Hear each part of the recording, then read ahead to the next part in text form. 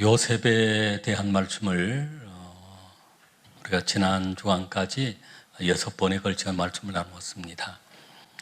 오늘과 다음 주일에 2번에 걸쳐서 요셉의 그 축복에 대한 말씀을 이제 마무리하면서 다음 주간까지 요셉 얘기로 말씀을 마무리하려고 합니다.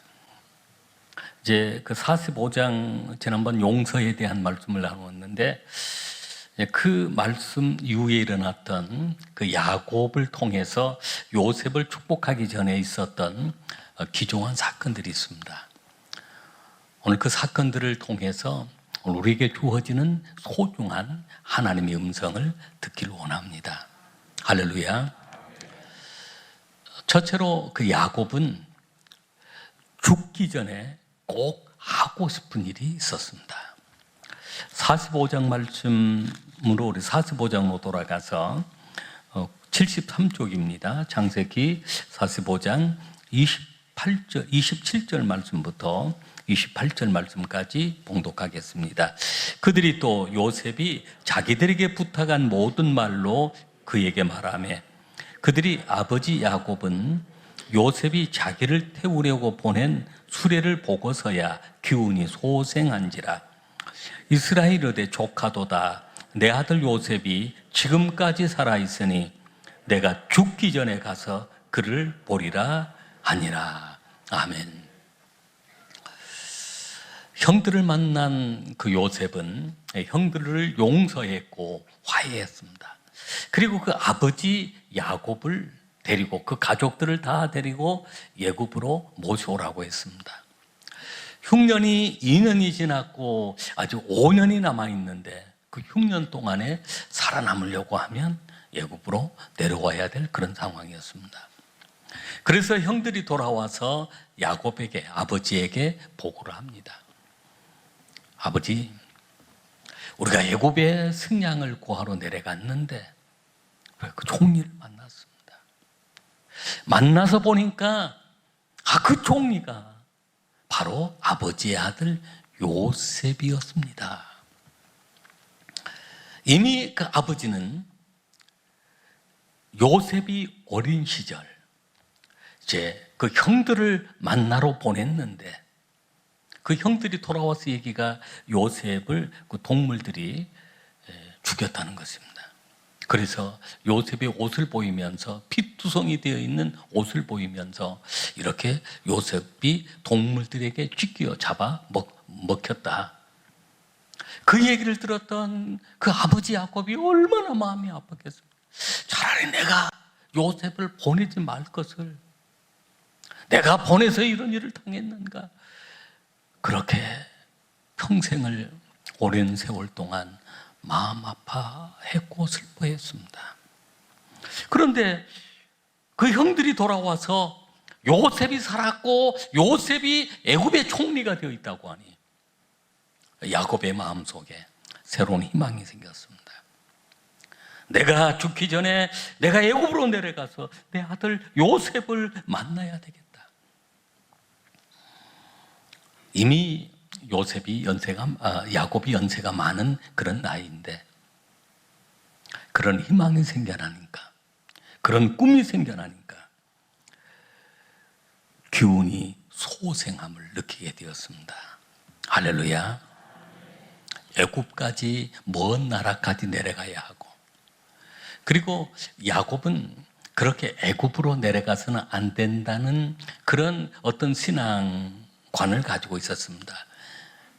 그 아버지 이삭이 그러했고 그 할아버지 아브라함이 그러했기 때문입니다.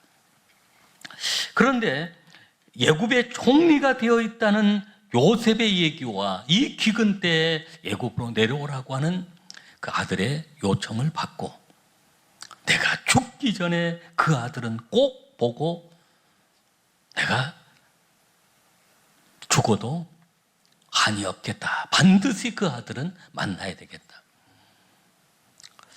요셉의 얘기를 들었을 때 내가 죽기 전에 그를 보리라.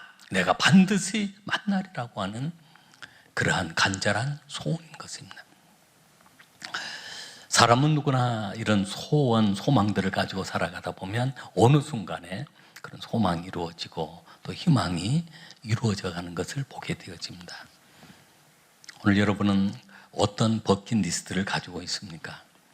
한번 우리가 정말로 나는 죽기 전에 이런 일들은 꼭 해봐야 되겠다, 그런 일이 있으면 그 목록을 작성해보고 그리고 하나하나 이루어가도록 기도를 해보신다면 어느 순간에 그 일들이 하나하나 또 이루어지게 될 줄로 믿습니다.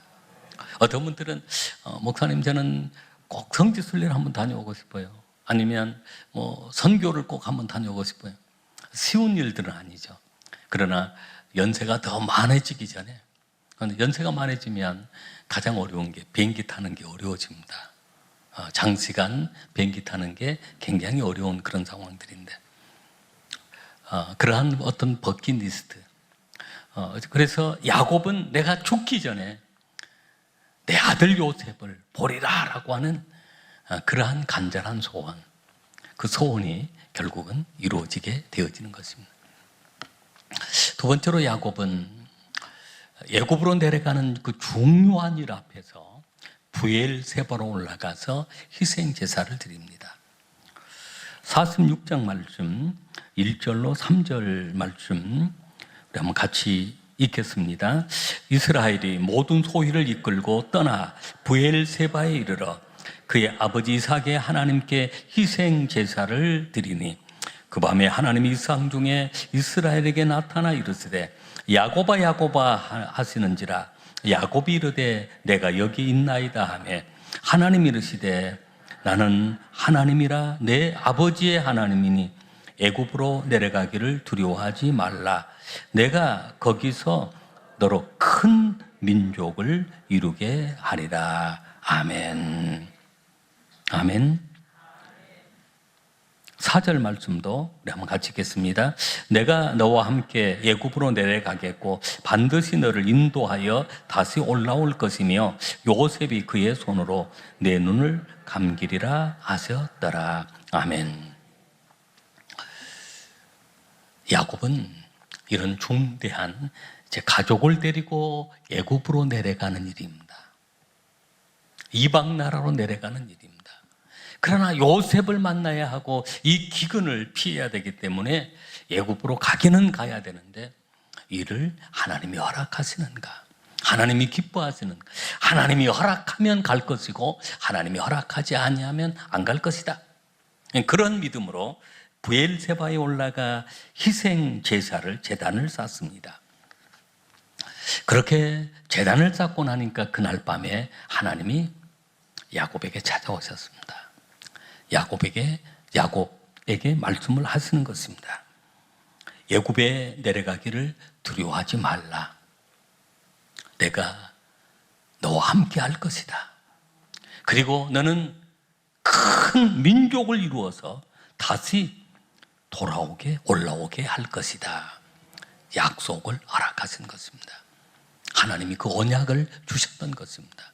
그래서 애굽은 모든 가족들과 모든 짐승들, 모든 소유를 데리고 애굽으로 내려가게 되었던 것입니다.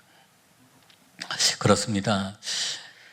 우리가 어떠한 중요한 꿈을 이루어 나가기 위해서 우리가 노력하고 힘을 쓸 때 정말로 이것을 하나님이 기뻐하시는지, 하나님이 원하시는지 우리가 하나님의 음성을 듣는 것, 하나님이 말씀하시고 언약하시고 축복하시는 일인지를 우리가 먼저 응답을 받아야 합니다. 내 생각대로 내가 결정하고 내 생각대로 움직이는 것이 아니라 이사를 하든 중요한 사업을 시작하든 우리는 반드시 우리 하나님 앞에 제단 쌓고 하나님의 도움을 구하고 그리고 하나님이 허락하시는가를 우리가 응답을 받아야 될 줄로 믿습니다. 그래서 응답받고 야곱은 애굽으로 내려가게 되었던 것입니다. 세 번째는 이제 야곱은 요셉을 만나게 됩니다. 46장 말씀 28절 말씀부터 30절 말씀까지 같이 읽겠습니다. 야곱이 유다를 요셉에게 미리 보내어 자기를 고센으로 인도하게 하고 다 고센 땅에 이르니 요셉이 그의 수레를 갖추고 고센으로 올라가서 그의 아버지 이스라엘을 맞으며 그에게 보이고 그의 목을 오금 맞춰 안고 얼마 동안 울매 이스라엘이 요셉에게 이르되 내가 지금까지 살아있고 내가 내 얼굴을 보았으니 지금 죽어도 족하도다. 아멘. 야곱은 상상할 수 없는 놀라운 은혜를 경험했습니다. 요셉이 살아있다는 그 얘기도 상상할 수 없었지만 요셉이 애굽 총리가 되어 있었는데 이제는 그 애굽에 내려가서 요셉을 안고 야곱도 울고 요셉도 옵니다. 아마 야곱은 요셉을 안고 그렇게 울었을 것 같아요. 내 사랑하는 아들 요셉아, 내가 너를 얼마나 보고 싶어 했는가. 내가 죽었다는 그 얘기를 듣고 내가 얼마나 울었는지 아니. 이렇게 살아있다니 꿈이냐 이게 생시냐. 그 연로하신 그 아버지 야곱이 아들 요셉을 끌어안고 울면서 막 머리도 만져보고 몸도 만져보고 이게 꿈이냐 생시냐 하면서 그런 기적 같은 기적을 만난 것입니다. 요셉도 그 아버지 야곱을 끌어안고 아버지 그렇게 보고 싶었어요. 제가 노예로 팔려와서 얼마나 고생을 했는지, 감옥 생활을 하면서 얼마나 고생을 했는지 아버지가 가르쳐 주셨던 그 신앙이 있었기 때문에 제가 견딜 수 있었어요. 하나님 은혜로 하나님이 함께해서 오늘 이 애굽의 총리가 되었어요. 아버지를 안고 울면서 아버지 저 정말로 힘들었어요. 그러나 하나님이 도우셔서 이렇게 총리가 되었어요. 보고 싶었던 그 아버지와 아들, 그렇게 사랑했던 그 아버지와 아들이 안고 울면서 야곱은 이제 죽어도 족하도다라고 하면서 죽어도 여한이 없다라고 그렇게 얘기를 한 것입니다. 이런 기적들, 오늘 우리의 삶 속에 정말로 상상할 수 없는 그 기적, 전혀 생각지도 않았던 그런 기적들이 오늘 여러분의 삶 속에, 저의 삶 속에 찾아오게 될 줄로 믿습니다. 제가 목회 사역을 하면서도 늘 하나님께 감사한 것은 우리 수영교회를 만나서 이렇게 사역하는 게 정말 기적 같다는 생각이 듭니다. 제가 그런 능력도 안 되고 그런 인물도 안 되는데 어제도 목포에서 전남교회 총연합회, 목포시연합회, 또 신앙군연합회 여러 가지 행사를 진행하면서 제가 전남교회 총연합회 회장으로 그 자리에 서서 그런 행사를 진행하면 그런 생각이 들었습니다. 하나님의 은혜로 여러 가지 이런 은혜를 누리게 하는 거 하나님의 은혜, 기적. 교회에서 우리 목회자들이 그런 얘기를 해요. 훌륭한 장로님 한 분만 만나면, 형제 같은 장로님 한 분만 만나면, 그런 동역자 한 분만 만나면 목회가 그렇게 행복하다는 것입니다. 근데 저는 그런 장로님을 한 분만 만난 것이 아니라 한 분만 만나도 기적이라는데 저는 21명을 만났습니다. 우리 교회 21분 장로님이 다 한결같이 형제 같고 동역자이고 신실하고 얼마나 감사한 줄 몰라요. 이것은 기적이 아니고 무엇이겠습니까? 사람의 힘으로 되어지는 일들은 아닙니다. 야곱이 만난 것은 이제 죽어도 한이 없다, 내 아들 요셉을 이렇게 만났으니 라고 하면서 하나님 주시는 그 기적을 감사하고 또 감사한 것입니다. 여러분의 삶 속에 이런 감사의 기적들, 축복의 기적들이 가득하게 될 줄로 믿습니다. 할렐루야. 네 번째로 야곱은 바로 왕을 만나서 축복을 합니다. 얼마나 귀한 또 사역입니까? 우리 47장 말씀 7절 말씀부터 우리 10절 말씀까지 같이 읽겠습니다. 요셉이 자기 아버지 야곱을 인도하여 바로 앞에 서게 하니 야곱이 바로에게 축복하며 바로가 야곱에게 묻되 내 나이가 얼마냐? 야곱이 바로에게 아뢰되 내 나그네 길의 세월이 130년이니이다. 내 나이가 얼마 못되니 우리 조상 나그네 길의 연조에 미치지 못하나 험악한 세월을 보내었나이다 하고 야곱이 바로에게 축복하고 그 앞에 나오니라. 아멘. 요셉은 이제 애굽의 총리니까 그 아버지를 이제 애굽에 모셔왔기 때문에 바로 왕에게 이제 아버지를 소개하는 그런 시간입니다. 야곱은 연로하신 그런 아버지셨습니다. 그러나 당당하게 들어가서 만나자마자 그 왕 바로에게 축복을 합니다.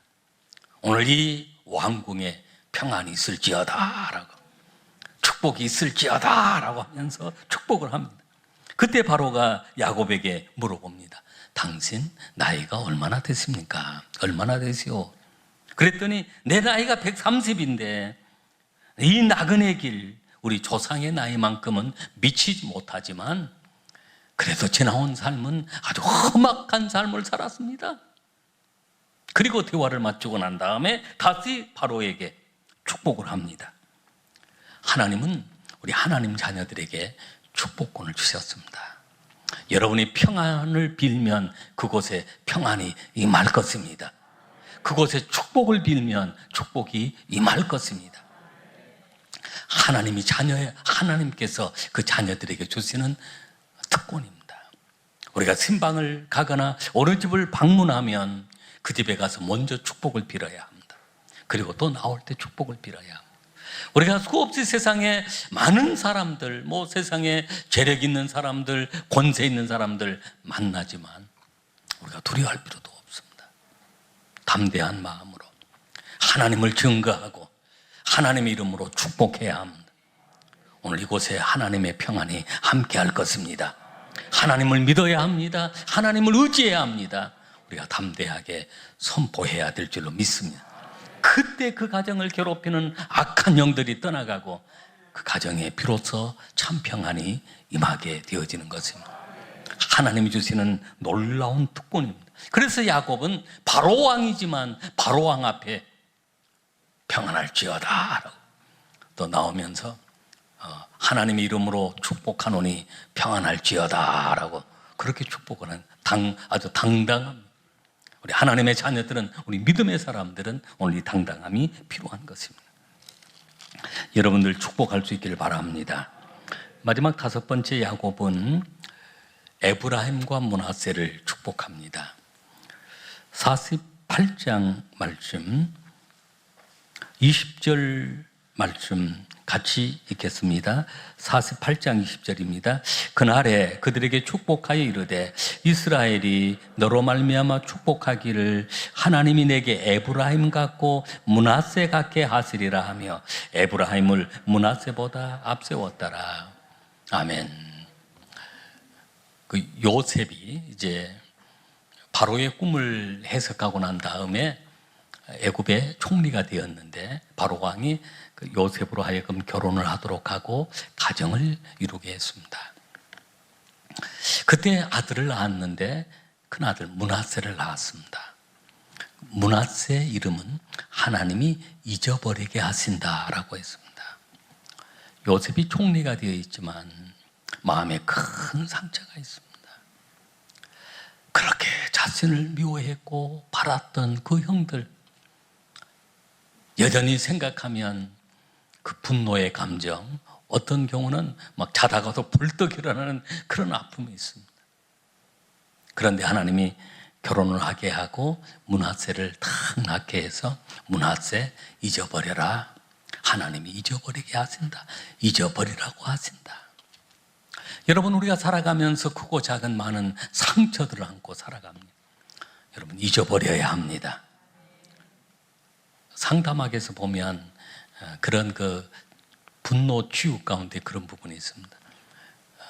그 사람들을 연구를 해보았는데 미움이나 그 분노의 감정을 가지고 있으면 사람의 그 몸 안에 그 세포들을 아주 부정적인 자극, 안 좋은 자극을 해서 몸이 아프거나 병들거나 암세포가 활성화가 되어지도록 하는 그런 일이 있는데, 그때 그런 상처나 아픔을 잊어버리지 못하고 내 마음에 간직하고 분노를 가지고 살아가면 하루에 그런 부정적인 자극이 600번이나 일어난다는 것입니다.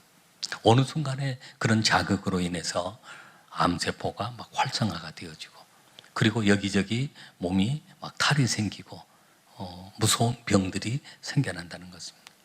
그래서 하나님께서 요셉에게 아들을 낳게 하시고 가정을 이루어서 아들을 낳게 하시면서 므낫세 하면서 하나님이 잊어버리게 하신다. 여러분 다 잊어버리시길 바랍니다. 여러분의 아픔이 있거나 상처가 있으면 하나님은 잊어버리게 하신 것도 은혜임을 여러분들이 믿으시고 다 잊어버려야 합니다. 그리고 두 번째 아들을 낳았는데 에브라임입니다. 에브라임은 하나님이 번성케 하시고 하나님이 열매 맺게 하신다는 것입니다. 그래서 요셉의 그 가정에 큰 축복이 이어져 가게 되었습니다. 므낫세, 에브라임인데, 그런데 그 야곱이 그 기도를 하는데 요셉이 큰아들 므낫세를 야곱의 오른손 앞으로, 그리고 에브라임을 왼손 앞으로 아이들을 앉혀놓고 기도하게 한 것입니다. 그런데 야곱이 그렇게 기도하지 않고 오른손이 에브라임 쪽으로 가고 왼손이 므낫세 쪽으로 가버린 거예요. 요셉이 그게 못마땅했습니다. 아니, 아버지, 큰아들이 므낫세입니다. 오른손으로 축복을 해 주십시오. 그랬더니 나도 안다. 하나님께서 므낫세도 축복하시지만 에브라임을 더 큰 축복으로 축복하시구나라고 하면서 에브라임을 더 큰 축복으로 축복하셔서 나중에는 므낫세 에브라임이 에브라임 므낫세로 순서가 바뀌게 되어집니다. 하나님은 특별히 더 축복할 자를 더 축복하신다는 것입니다. 그리고 요셉이 그 놀라운 축복을 받게 된 것은 그러한 축복의 그릇이 준비되었고, 그 그릇 위에 요셉은 놀라운 축복을 받게 되는 그런 은혜가 임하였는데, 오늘 이 성도님들께서 오늘 이제 다음 주일에 정말로 기대되는 말씀입니다. 하나님 우리에게 축복의 그릇을 준비하게 하십니다. 그리고 그 동일한 그런 오늘 므낫세와 에브라임도 에브라임 갖게 하시고 므낫세 갖게 하소서라고 하면 그와 같은 축복을 선언하시는데, 오늘 우리에게는 요셉과 같은 그런 축복이 임하시게 될 줄로 믿습니다. 기도하시겠습니다.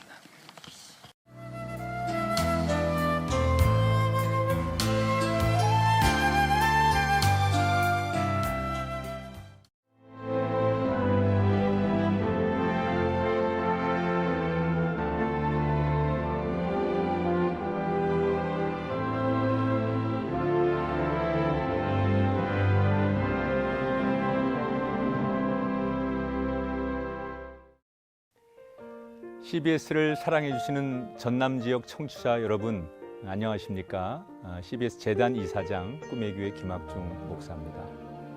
여러분의 사랑과 관심 덕분에 전남 CBS가 순천시 장천동에 새로운 사옥을 마련하게 됐습니다.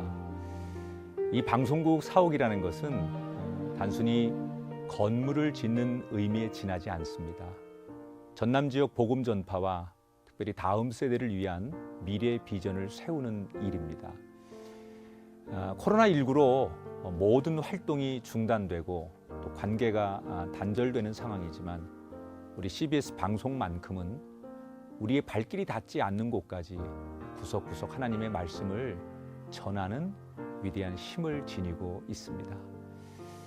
이 방송이 믿음의 반석 위에 굳건히 세워질 수 있도록 여러분들께서 벽돌 한 장 한 장씩 쌓아가는 마음으로 전남 CBS를 위해 후원해 주시고 기도해 주시기를 간곡히 부탁드립니다. 여러분의 이 작은 행함이 CBS를 통해서 교회 공동체를 회복하고 누군가의 믿음을 소생시켜 줄 굳게 믿습니다. 여러분 한 분 한 분을 축복합니다.